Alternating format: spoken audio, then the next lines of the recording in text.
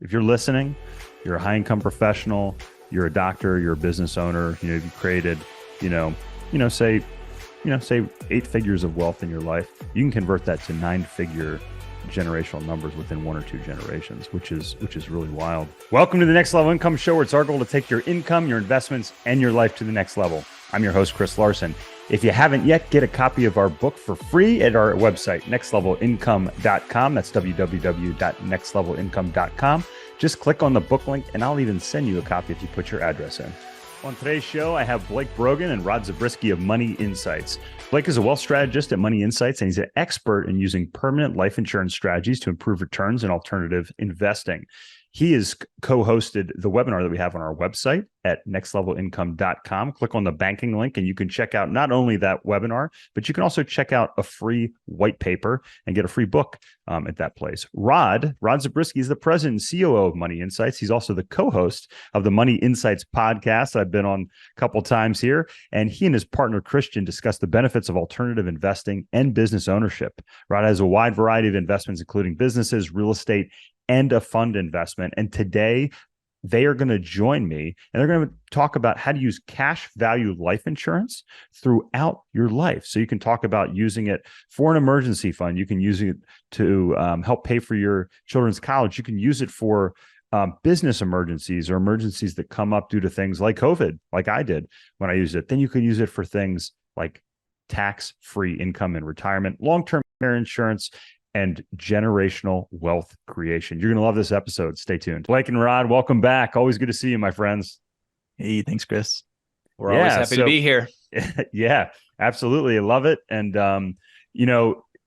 what I thought we could do is we could kind of geek out on some of these life insurance topics amongst the three of us and do really kind of like an Ask Me Anything episode, because life insurance, which regular listeners of the show know I'm a huge proponent of, and it's very unique. And actually, Tom Wall, he was just on an episode, and this guy, as we were talking about before the show, has a very diverse background in the life insurance space, but he also has a PhD, and he's done some research with some of the real thought leaders in the industry about how you can use life insurance. And it actually brought me back during that conversation to how I originally started using our life insurance policies.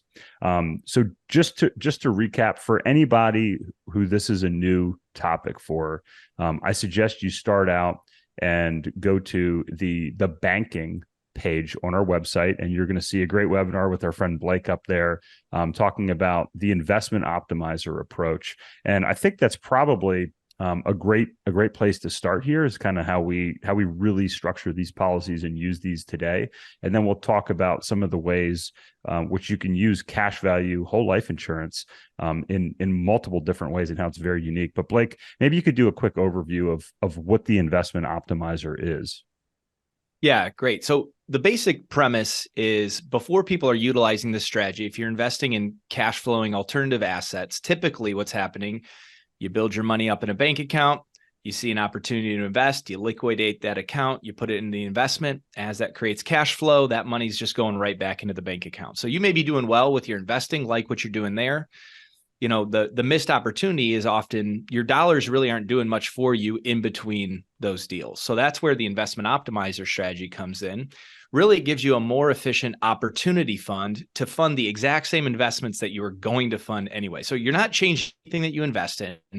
Really, you're just flowing the dollars into a high cash value life insurance policy that's, again, designed for cash and not necessarily for death benefit, although that does come. But basically what happens is your money can grow in that account right about 5% over the long term. It grows tax-free. You have the same safety that you would have in a bank account with some guaranteed growth. But then most importantly, you have the liquidity. So you can access the cash really as soon as 30 days after you fund the policy. And then the cool part is you're able to take a loan against the policy, go out and use those dollars to invest. And basically the idea is you now have your money growing in 2 places at the same time. Yeah. And I think that probably raises more questions than it does answered, which is why I encourage you to check out the webinar that we have on the banking link on the page. But it's it's really you said as safe as a bank account, Blake. I think we've seen in the last year with some of these regional bank failures and the limits on a bank account. I would argue that your cash value in your cash that you hold in your life insurance policy is actually safer, and it's actually protected from creditors in a lot of cases, depending on the state that you live in. But one thing that I find appealing is that this is actually it's a private contract between the individual and the life insurance company. Is that right? That's exactly right. Yeah. And, you mentioned it's a state by state deal, but a lot of these states have guarantee associations that back up your cash value. And again, the companies that we use are mutually owned companies. So they're able to take a very long-term approach to what they're doing with their dollars. So yeah, over the life of these contracts, they've paid dividends every year on top of the guarantees for 150 years in a row. And we haven't seen as many mutual life insurance companies certainly go down like we have banks, especially in the last decade or so. Yeah. One thing that's really interesting on that too is that the banks they're out leveraging their money out, right? So for every dollar they have in reserves, they might have, multiple times that out where they've landed it kind of fractional reserve banking. Whereas if there's an insurance company, that long-term approach Blake talked about, they'll keep $1.15 in reserves for every dollar that they have promised out in cash value. So it's a very, very different model. Yeah, and that's because they're running a business and they have obligations that they're contractually obligated to oblige, and they have to make sure that money is there for those obligations. And I think that really kind of brings me, nicely to why when I first started doing this. So my wife and I, my son wasn't born yet. We found out my wife was pregnant, and I'm looking at the calendar here. It was actually 14 years ago here this month, and so he'll be 14 next year. So it was 14 years ago. We found out he was pregnant. I'm sorry, we found out he was pregnant over the summer, but this month I actually started our first policies. And my MBA, if you can't quite see it here up on the wall, but it's in finance, it's in portfolio management. And I learned more about life insurance and how you could actually accumulate cash value, and then you could use this cash value for things. And I was looking at starting a 529 plan. I thought, well, what if my kids don't go to college? This is like, it's going to be 20 years, and there's things are changing, the internet.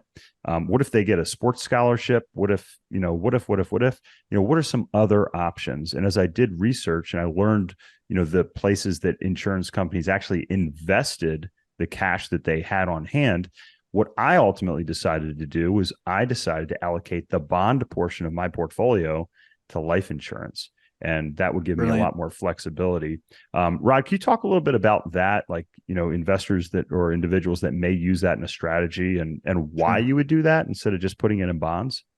Yeah, we often think of a well-diversified portfolio as if it all has to stay with my brokerage account, right?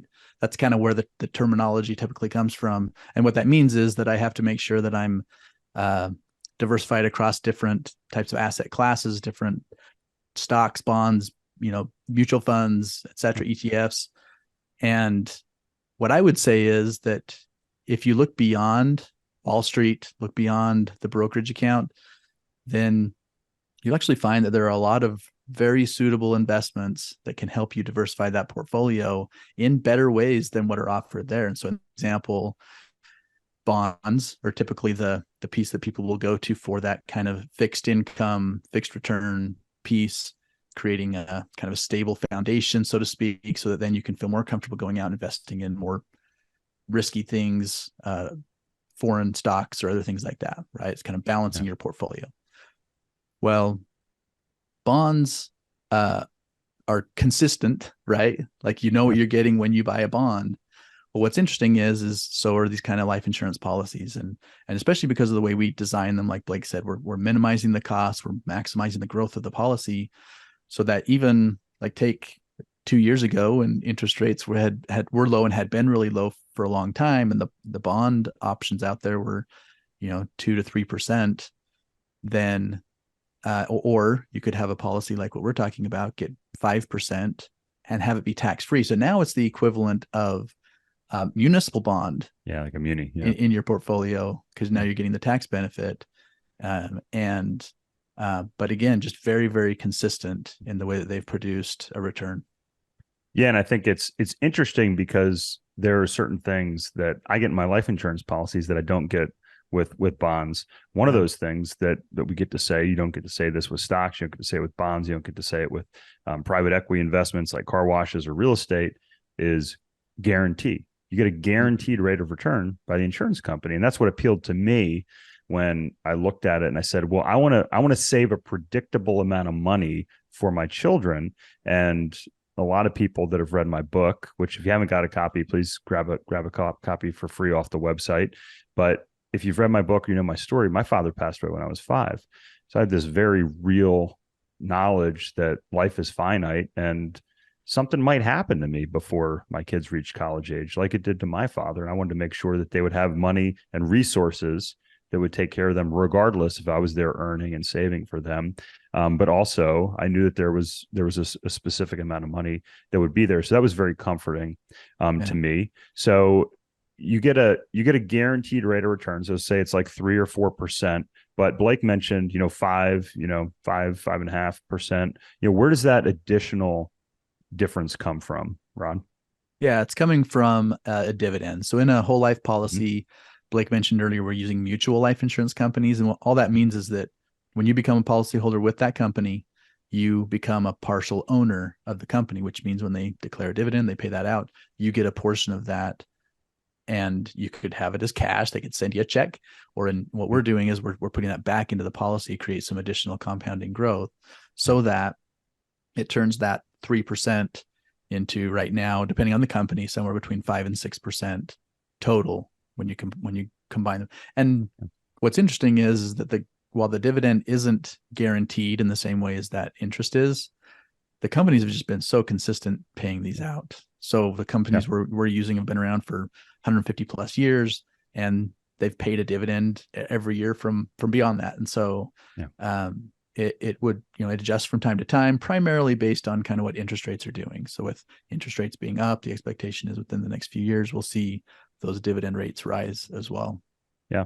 It kind of lags that. So Blake, using this type of strategy in lieu of a 529 plan for college, like what would that look like? And what are some of the advantages and potential disadvantages or differences between using a cash value life insurance policy versus a 529 plan or like a Coverdale or something like that? Yeah. I mean, that's what I'm doing in my own kind of planning as well. I've got 3 kids. Doing it. They're young. You mentioned one of the big reasons that I'm a fan of using this is because really we don't know what the future is going to hold. So while the 529 can have some advantages, like the tax advantage growth that it gets, it does have some limitations in the sense that when you take the money out, it's got to be used for whatever the government deems to be a qualified educational expense, right? Now, so you might have kids who grow up 18, you wouldn't need to fund 4 years of their college, and that it could end up working out pretty well for you. With my children being 6, 3, 1, I really don't know what the future is going to look like 12 to 20 years from now. I don't know. You mentioned college scholarships, whether they're an athlete or from education. I don't know if they're going to want to go to college. It'd be great if they do. But the cool part about accessing the funds via life insurance is that you have total control over when and even if you tap it, and then if you use the funds, what you use them for. So no one is telling you exactly what you need to use the funds for. And maybe one other thing I'll mention is, I went to college in 2009. So fall of 2009, my parents have been saving for me in a 529 account. I know the market takes a hit. Well, because you have to use those funds for college, that was my time to go to college. So they're taking money out of an account that probably lost, 30 or 40% at the time. Oh, yeah. It might have had some run up before. You just can't control a lot. Where with here, we control what we're using the funds for. Yeah. And I think that's a great point. And I was just reading a article here this week. I put on my LinkedIn, which I try to, by the way, I post every day on LinkedIn, an interesting article with some comments that you can follow along: real estate, insurance, stocks, all kinds of different stuff up there. But it talked about how the average return of the stock market is a myth, because it's really, now if you're a math nerd like me, it's really the geometric average that you get, which is, when you average out the returns of the stock market over a period of time. And what that means is you could have an average return of the stock market. So let's say the stock market goes up 100%, right? So you put in $1 and now it's worth $2. I'm in, by the way. Sorry? If I'm getting 100%, I'm in. Yeah, there you go. Guaranteed 100%.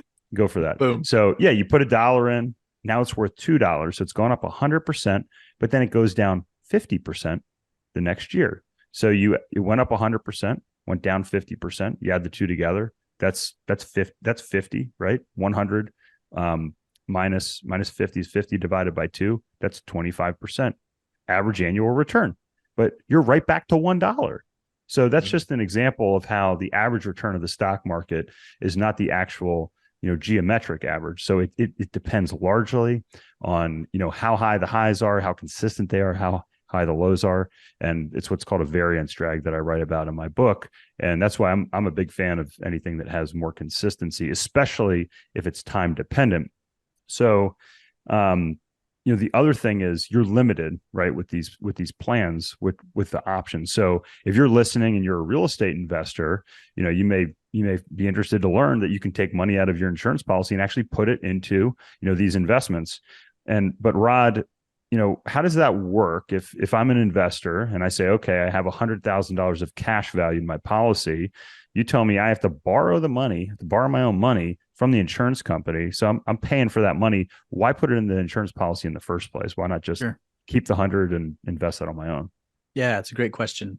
And the answer is that it's the underlying account and what it's doing in the meantime. So, because the fact is you actually could take your money out. Just, hey, send me the 50 grand or whatever. I'm going to go invest in this syndication over here.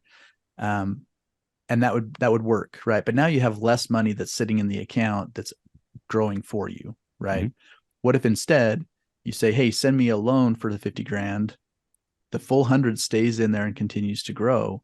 You take that 50 that you got as a loan, you went out and invested it in the car wash fund or something, right? And then as it's kicking off the return to you, and again, depending on the nature of the investment, you might have monthly cash flows coming in. So if it's me, I'm going to take that monthly cash flow, the net of that, and I'm just going to flow it right back, technically paying down the loan, strategically replenishing the opportunity fund to build back up to go out and invest in something else. So whether it's monthly, quarterly, once a year, distributions, just flow that money back in towards that.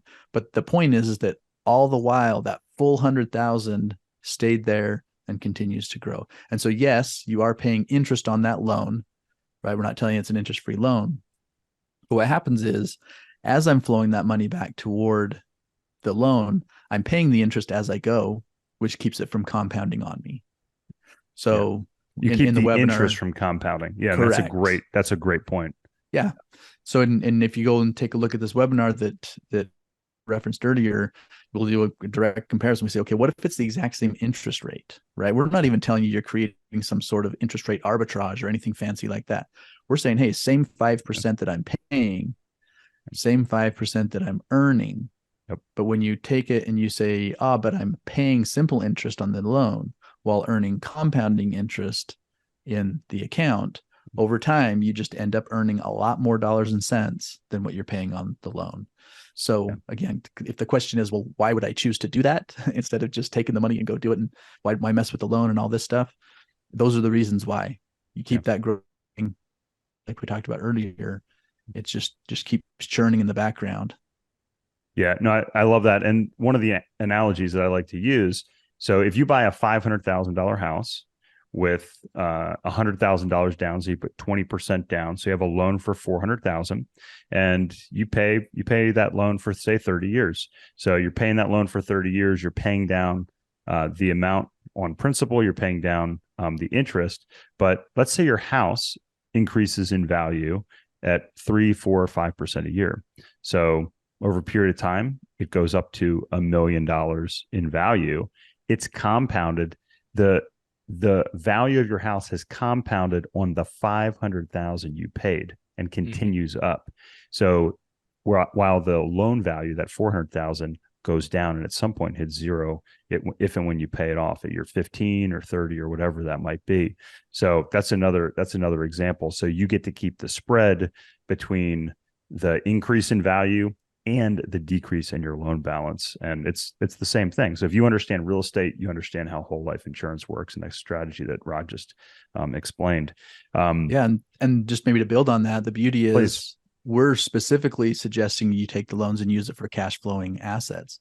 So in your example, let's say you used it to buy that exact same $500,000 property, and you put $100,000 of your dollars into it, right? Yeah. And now it's $1 million investment or value, and you've paid down the loan. So you just, and again, yes, you were using a portion of those cash values to pay the amortized loan, to pay it down to zero. But the point is, you put 100,000 in, you created cash flow, you use that cash flow to pay off the loan, you ended up with $1 million property. Yeah. This is when I talked earlier about diversifying beyond Wall Street and all this kind of thing. Yeah. These are the kinds of things that you can do.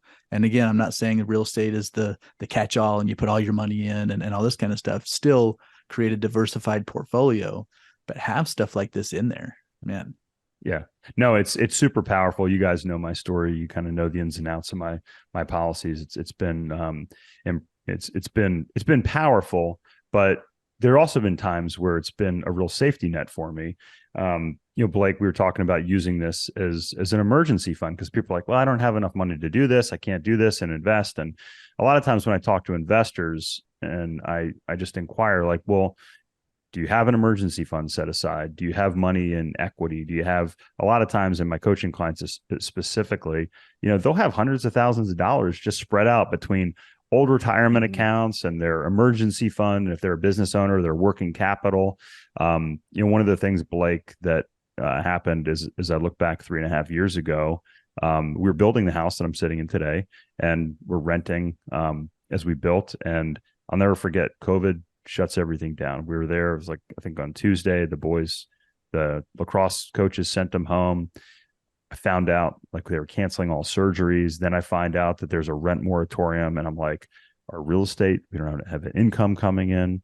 I have no business income coming in from our medical device business. I'm building a house and I have to pay the bills, because what's crazy is I had no income coming in, and my builder was like, well, we can still work. We're outside. We're still going. You still got to pay us. And the bank wanted their interest. So I was like, what do I do? And I simply went to the insurance company, and within 3 or 4 days, I had enough cash to cover all of our expenses for our family and all of our payments for our home for the next year. So Blake, what are some ways that people can use the cash value, for things that are more for unplanned events? Yeah, sure. So and I mentioned this earlier, but one of the really nice parts is you can use the cash for anything, right? So we call this strategy the investment optimizer. Ideally, we're using this to go out and create cash flowing investments with it. However, strategically, I leave a portion of my cash value just there as I call it my 1 week money, right? So I do have some money in a bank account that's, that I have access to right away. But as you mentioned, 3-4 days, we can get access to the capital and the cash value.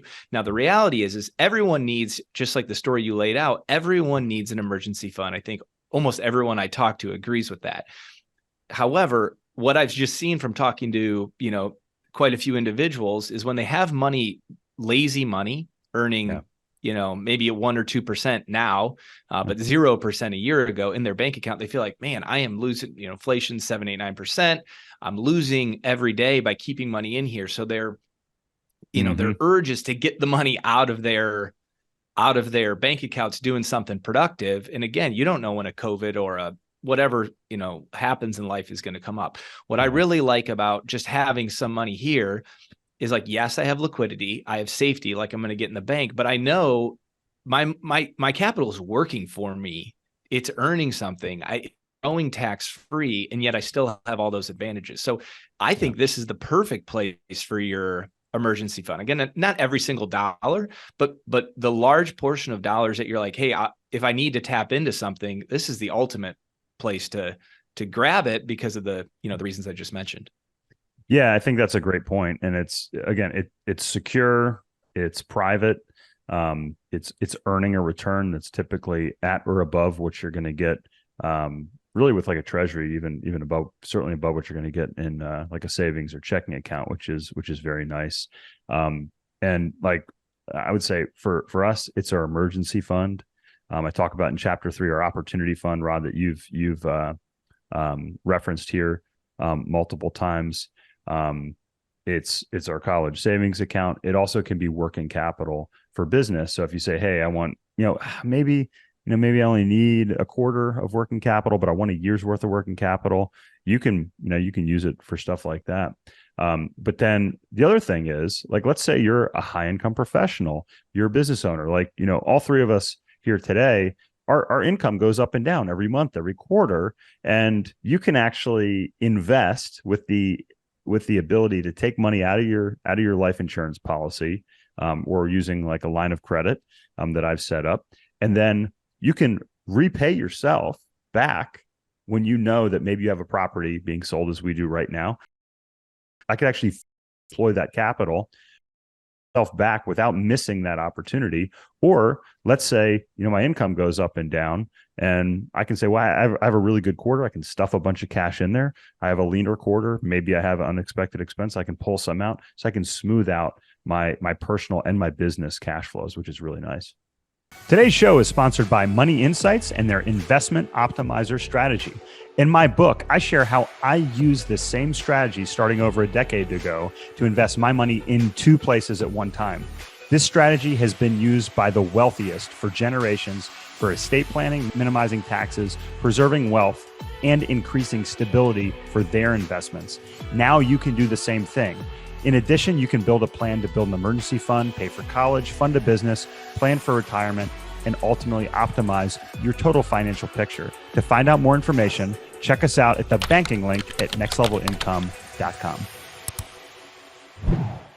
Absolutely. And I would say that's like the epitome, right? Because we talked to, when Blake described the investment optimizer, it was a matter of, hey, here's a place where you can have your money earning something instead of sitting in a bank account earning next to nothing. And then obviously there are other advantages as well. Well, for the same reason, it would not be great. It would be better to have the money in something like this rather than sitting in a bank account, not earning much. Yeah. So let's take that to the next step as we kind of walk through, an individual or investor's life cycle, Rod. So, so now you have an individual, maybe even they say, hey, look, Chris, this is really cool, but this is too much for me. I don't have any kids. I don't even want to invest. I just want predictable income in retirement. I want to lower those things. Yeah, I'm going to put all this money in there, but how do I get it out? How do I actually use, if I'm using this as the bond portion of my portfolio, how do I get it out in retirement? What do I do? Yeah, great question. And we've talked about how it's tax-free, right? So all of this kind of comes together. Yeah, how is it tax-free? Like that's a good question. Like, how is it tax-free? Yeah. Let's start there. So money going into the account is after tax. Okay. And that grows what's called tax deferred. All that means is as it's earning that interest and that dividend we talked about, I'm not getting a 1099 at the end of each year to pay tax on it as we go. Okay. So tax deferred. Then ultimately when I'm accessing it, I can take it out tax-free. Well, how do I do that? Two ways.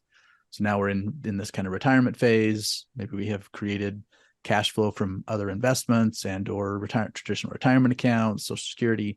Well, in addition to those things, I can turn this into a stream of tax-free income. So first thing I'm going to do is I'm going to take withdrawals out of the cash. And life insurance is unique in the sense that the IRS will let me take out my money first before I have to take any of the growth.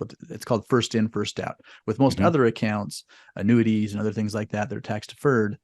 I have to take out my growth first before I can access the original amount I put in. Life insurance is different. Very, very interesting. Yeah. Yeah. And so that becomes a benefit in that situation. So I'm taking my money out first. So let's say I put a total of $1 million into it. Now it's worth $3.5 million. So the first $1 million I take out, I'm just taking as withdrawals. It's my cash. I already paid tax on it. There's no taxation on that. Right. If I continued taking more than $1 million out, then I would start paying tax on it because now I'm starting to tap into the growth. But instead, fair. we'll switch over and start using loans against that. Now, before we were talking about using loans to go out and invest, or as that emergency fund, you take the loan and then you pay it back just the same as you would kind of replenish your emergency fund. But in this case, I'm using loans not with the intent of paying it back, but so that I can continue to take that tax-free. But what's happening is the cash value that's collateralizing that loan to grow just the way we described it before. So the interest that I'm earning on the collateral portion of the cash value is offsetting any interest that I'm going to allow to accrue on the loan while I'm now using it for income. Yeah. So you take that income out as a loan from that point forward. I build up a loan balance. And then when I pass away, the death benefit is going to pay out. And the first thing it's going to do is it's going to pay off that loan. Well, interestingly enough, death benefit is also income tax free. So I'm using income tax free dollars to pay off that loan. And then the rest, whatever's left after it pays off that loan, goes to my family. And that's how we complete that full cycle. Yeah. Tax free or after tax going in, tax deferred growing, but then everything coming back out is tax free. Yeah. No, I think it's, and again, going back to the real estate analogy, this is like having a home equity line of credit. You're not taxed on money that you take out of your home equity line of credit until you sell the house. And again, depending on the if you sell and you 1031, or you sell and you are within the limits of a couple that owns a personal home, there's a lot of things that you can do for that. Blake, another thing, let's say, so we're talking about retirement income. What about long-term care insurance? This is something that it comes up more and more. We have baby boomers that are about to start turning 80 in the amount of 10,000 a day. We started talking a lot about senior housing and assisted living on the show here recently, and I think it's going to be an area that's going to be very at the top of a lot of people's mind here over the next couple of decades as we see this silver tsunami start to push forward. How does long-term care blend into this? Yeah, I even had someone just yesterday reach out and say, hey, I'm dealing with my mother who's having some health issues, and it just got me thinking, how does this, what we have set up, help me in this situation? Yeah. So basically what happens, and one of the nice parts is this comes free basically with every policy. So it's included with all kind of whole life insurance policies, is there's riders that aren't necessarily long-term care insurance, but it acts very much like it. So it's what's called a chronic or terminal illness rider. So simply by having this account, you have death benefit on there. And what the insurance company says is, if you are chronically or terminally ill, or, have a diagnosis, you lose 2 of the 6 functions of daily living on the chronic side, you can tap into the death benefit before you die to pay for things like long-term care, whether that's in your home or whatever. There's not as many restrictions really of what you can use the funds for. So they know they owe you this death benefit, right? And if they know you're going to pass away, maybe in the next 5 years or so, they'll allow you to use that death benefit before you die to pay for some of the things that may come up, certainly. But the cool part is it's not a use it or lose it type of thing. It's just included. If you look at where the long-term care industry is going, and I'm not a total expert, but I know premiums are rising. Some of the policies that were available years ago aren't available now. One of the cool parts about this is you have things that could cover you in those situations that you may or may not use, but it just comes included with the policy setting up. And it's one of those things when you hear it, you're like, why would an insurance company not make you pay back the loan? Why would an insurance company lend this money to you, Rod? Like, why would they? And, remember, this isn't term insurance, right? Like, they're going to pay this liability, right? Yeah. So the reason is because they're in the business of making money as well, right? So, and if you think about it in terms of like the interest rate that they're charging on those loans, that's competitive with what they would get if they went out and they were buying bonds themselves or things. So, and they know like what better security, right? Sorry to interrupt, but what better security? You're like, this is your customer and you're the collateral, right? Right. And they own it. They have the other side of the contract. So it's like what better person to loan to? Yep. Yep. They're covered. The insurance company is covered if the person walks away and closes the account, because they're going to pay off the loan first before they give them the whatever's left. If the person dies, they're covered, right? Death benefit pays off the loan first before they send the rest to the heirs. So it's a very secure loan for the insurance company. It's kind of like a no-brainer. But again, like I said, in a lot of cases, they're earning more on the interest on those loans than they would get if they were going out and buying bonds themselves, which it's a win-win for both sides. Yeah, and it's all math, and that's what's appealing to me. Again, like I'm a very logical, analytical person, and it's all just based on equations, the law of large numbers that goes into that. One thing that really blew my mind is I looked at the math, and Rod, you and Christian came on, and we talked a little bit about this strategy in the past couple of years, and it's something that we've certainly discussed in our family, which is and it's something I talk about in my book, which is generational wealth. So, if you have one of these policies, you can, and you say, well, one of the things that really bothers me, sorry to take a step back, people say, oh, I just have term insurance. I'm not going to need life insurance when I get older. So we've already talked about some ways in that you can use it for retirement income. You can use it for long-term care. But I think it's kind of selfish when people say, hey, I don't need insurance. It's like, well, do you want to leave a legacy? So let's say you have a family that says, hey, I don't need this insurance. My children don't need this insurance. How can people structure these policies so that they can create a predictable and really, I would call it a breathtaking amount of generational wealth by kind of waterfalling these policies, if you will? Yeah, I think the operative word is legacy. And when I think about legacy, of course, it has to do with the wealth that we pass on. But even more than that, I think it has to do with the customs, the traditions, the culture around wealth, what we're going to do with that wealth that we're passing along as well. So in this scenario, like when we look at these, you look at the traditional compound curve of this cash value growing inside of your policy as you're loaning against it and using it for your investing as you're turning it into income and retirement, et cetera, right? So it's on this curve. Well, when you pass away, this death benefit pays out as well, which is always a larger number than what you had in the cash value. So I'm sorry. So it's always a larger amount than you had in the cash value. Yeah. Okay. Yeah, why, like just kind of take a second and explain that. Sure. Yeah. Maybe I'll go back to the example I used earlier where I had put $1 million into the policy. The cash value is now $3.5 million. Well, the death benefit is probably going to be, I'm 70 years old. Death benefit is probably going to be something like $5 million. Right. So, and that death benefit, that part of comes with it. And ironically, we're minimizing it because we want to keep the costs down.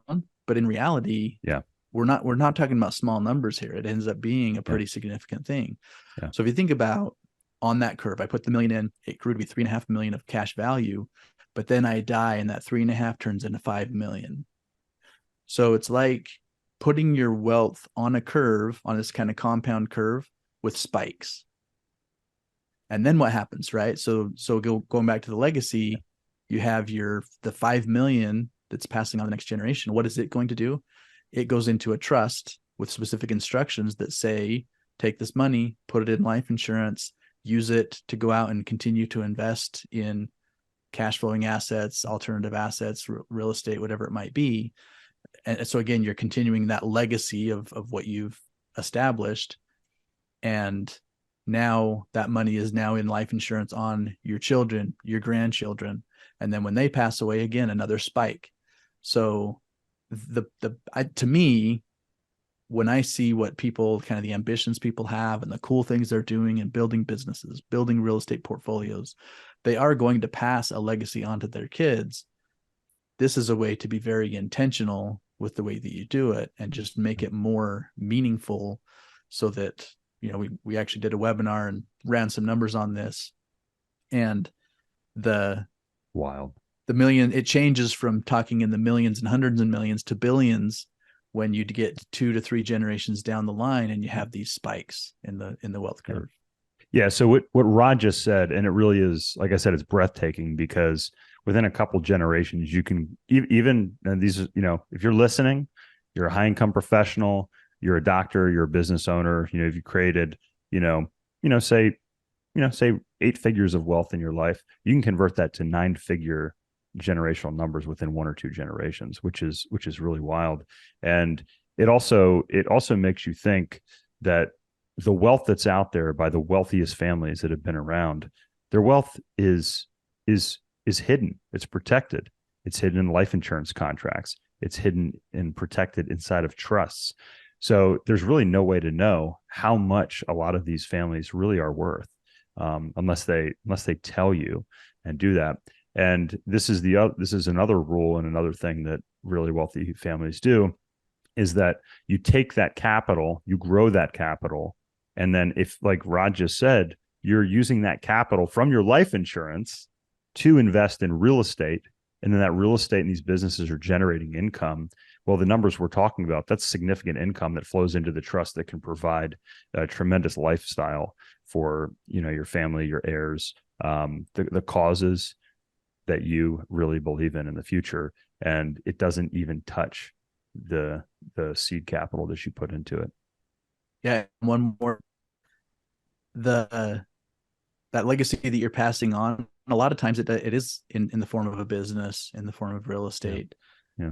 Illiquid assets that you would rather not them have to liquidate to be able to take care of obligations or pay estate taxes or things like that.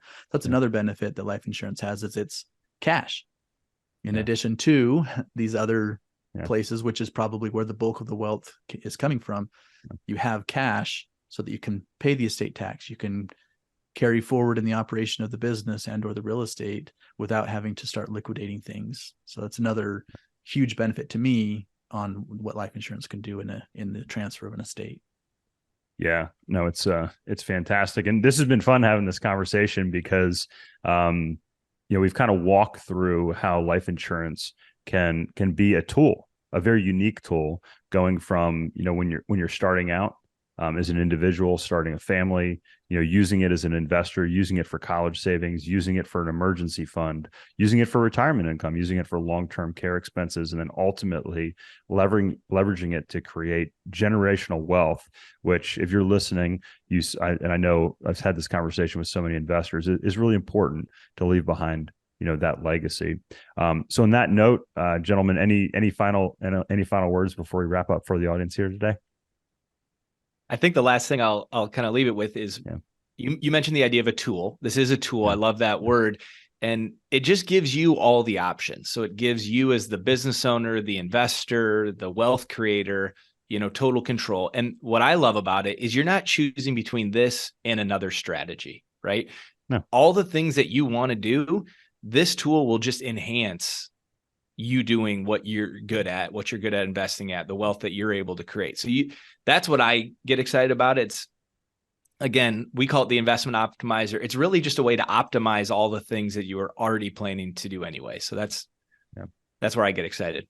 Yeah. Yeah. I love it. My parting thought is, what if you could have this, again, kind of as an asset class, differentiated from all other places that you could put your money? Yeah. And what if you added leverage to that? Right. We have a strategy we didn't hit on very much here. It's called the capital avalanche, where we're building toward this kind of future retirement income. Yeah. And yet we're adding loans, bank loans, leverage to it. And people are like, man, why would you do that? Well, the answer is because you want more income later. So just the same reason as leverage helped us in that example you used on the real estate.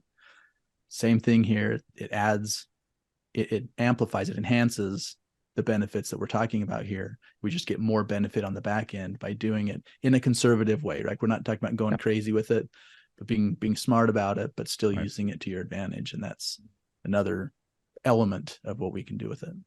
Yeah, it can be a fantastic strategy. So if you have a need, like a specific future need, you can align this capital avalanche strategy for that need. And remember, you're using leverage, as Rod said, but you're using it with collateral in a responsible manner.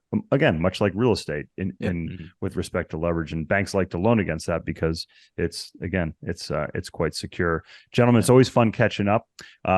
Blake and Rod are my partners at Money Insights. If you want to learn more, if you want to connect with us and learn more about any of the strategies that we talked about, simply go to nextlevelincome.com, click on the banking page, and you can put your information in there, or you can always reach out directly to me at chris@nextlevelincome.com.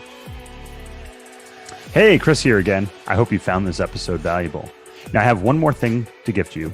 We have a page for my coaching clients where you can get a free copy of my book, as well as much more from previous guests on the show. Just check out nextlevelincome.com/coaching to get a free copy of my book, audiobook, and much more. I'll send you a copy of my book and cover all the shipping costs as a thank you for listening to the podcast. Also, please like, share, and take just 90 seconds to give us a rating on Apple Podcasts.